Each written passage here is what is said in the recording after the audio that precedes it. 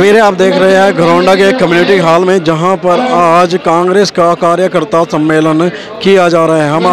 हम आपको बता दें कि यहां पर दिव्यांशु बुद्धि राजा को, जो लोकसभा प्रत्याशी है करनाल से, उनको यहां पर पहुंचना था, लेकिन वो यहां पर नहीं पहुंचे हैं। उनके भाई यहां पर पहुंचे हुए हैं। आज कार्यकर्ता सम्मेलन घरौंडा के कम्युनिटी हॉल में यहां पर किया जा रहा है। आप देख सकते हैं तस्वीरें मंच की, जहां पर उनके साथ मौजूद है कांग्रेस नेता रघुवीर संधू, साथ में नरेंद्र सागवान यहाँ पर है, सतीश राणा है, इसके अलावा पप्पू लाठर यहाँ पर बैठे हुए हैं, सुरेंद्र सिंगला है, भूपी लाठर यहाँ पर मौजूद है, और तमाम जो बड़े नेता है कांग्रेस के वो यहाँ पर पहुँचे हुए हैं।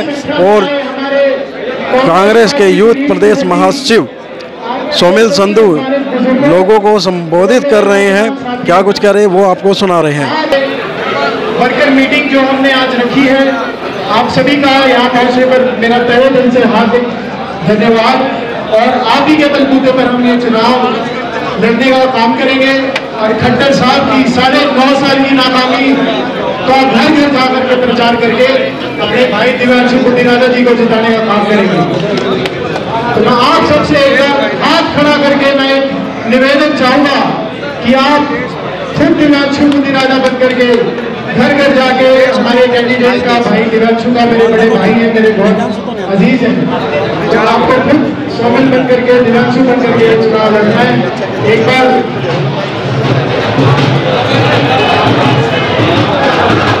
सभी का धन्यवाद। हमारे अब्दुल साथी दीपक त्यागी जी हमारे बीच पहुंचे हैं। मैं अपना भाई कमल जी बोला। देख सकते हैं जो कार्यकर्ता यहाँ पर पहुँचे हुए हैं, भारी संख्या में यहाँ पर कार्यकर्ता पहुँचे हुए और लगातार पहुँच रहे हैं। ये कार्यकर्ता सम्मेलन घरौंडा की नई अनाज मंडी के कम्युनिटी हॉल में किया जा रहा है, जहाँ पर भारी संख्या में कार्यकर्ता पहुँचे हैं। और दिव्यांशु बुद्धि राजा यहाँ पर पहुँचे थे, लेकिन अभी तक नहीं पहुँचे हैं। वे आज पहुँचे हुए हैं पंचकूला कोर्ट में, जहाँ पर सुनवाई होनी है। क्या कुछ रहेगा वो भी हम अपडेट जरूर करेंगे। आज इस भ्रष्ट और गूंगी बहरी भाजपा सरकार के खिलाफ लड़ने का आपके बीच में बहुत बड़ा एक कारण, क्योंकि देश के अंदर जिस तरह से महंगाई, भ्रष्टाचार चरम सीमा पर है साथियों, आज इस प्रदेश के अंदर भय भ्रष्टाचार की बात होती है।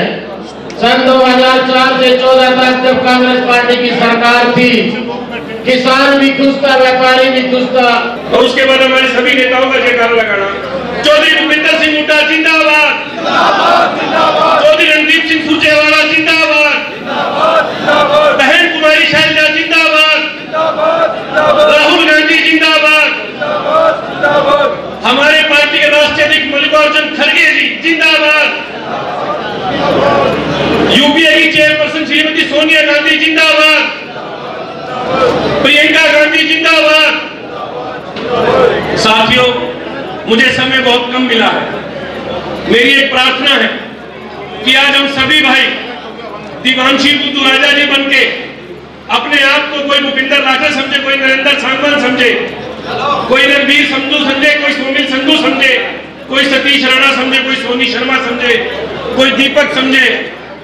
सबसे पहले मेरी एक प्रार्थना है, करनाल का बेटा समझ के अपने दिव्यांशु भाई को इस लोकसभा से जिता देना और इस अहंकारी सत्ता को सत्ता से हटा देना, तभी हम सबकी कामयाबी।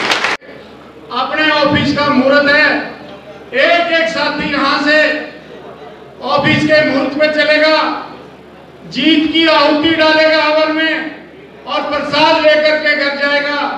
मैं ये कहना चाहता हूँ साथियों, कोई हितेश भाई जी को भी, भावना जी को भी, कि हाथ खड़े कर ये बता दो कि आप सारे के सारे दिव्यांशु बुद्धि राजा हो। एक एक घर में जाकर के आप वोट मांगोगे, हमें दिव्यांशु बुद्धि राजा जितना समय दे पाएंगे, ये भाई हितेश दे पाएगा, भावना बहन दे पाएगी, उतना देना। बाकी हमारे सारे के सारे ये साथी जितने बैठे हैं घरौंडा हल्का के, ये कांग्रेस पार्टी के योद्धा हैं। चौधरी भूपेंद्र सिंह हुड्डा के हितैषी हैं, चौधरी दीपेंद्र हुड्डा की सेना है, उदय भान जी के दिशा निर्देश पर कांग्रेस पार्टी का काम करते हैं। साथियों, आपने इतनी भारी संख्या में आकर के आज ये मैं अभी भाई बलबीर वाल्मीकि को बता रहा था कि बलबीर वाल्मीकि जी, आपका हमारा मुकाबला से जिताओगे, हम कितनी वोटों से जिताएंगे। वैसे ताकतवर है हमारा विधायक बड़ा भाई, हमारे से ज्यादा ताकतवर है, लेकिन आप ये बात यहाँ से पल्ले गांठ मार के जाइयो कि बलबीर वाल्मीकि के इस सराना इलाके से ज्यादा वोटों से जीतना है। जिताओगे? हाथ खड़े करके बताओ। मेरे भाई का कसूर क्या है? मेरे भाई का कसूर क्या है? ये आज एक बेटी को, एक बहन को यहाँ पर आकर पूछना पड़ रहा है कि मेरे भाई का कसूर क्या है। इससे ये साफ पता चलता है कि ये सरकार कितना तानाशाही हो गई है। साथियों, इस बहन को, दिव्यांशु की बहन को यहाँ क्यों आना पड़ा, ये वैसे तो बताने वाली बात नहीं थी, पर आज जब सब कुछ सामने आ ही गया है। कल से उनको टिकट मिला है, क्या सभी कांग्रेसी नेता उनके इस चुनाव में समर्थन देंगे पूरा?